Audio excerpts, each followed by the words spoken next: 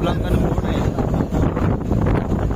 पावणे 3 ते 3.5 तासाचा प्रवास तिथून होत असतो आणि तो जो कोणी परिक्रमा करतो मैयाची त्याला हा प्रवास करावाच लागत असतो. तुम्ही या ठिकाणी बघू शकता खूप सारे परिक्रमा आहेत. मध्ये हा गाडीने आले तरी सुद्धा करावंच लागत असते. बघा तुम्ही या ठिकाणी गाडी या नावेचे बसलेले आहेत ते सगळे परिक्रमावासीच आहेत आणि जे शक्यतोपर्यंत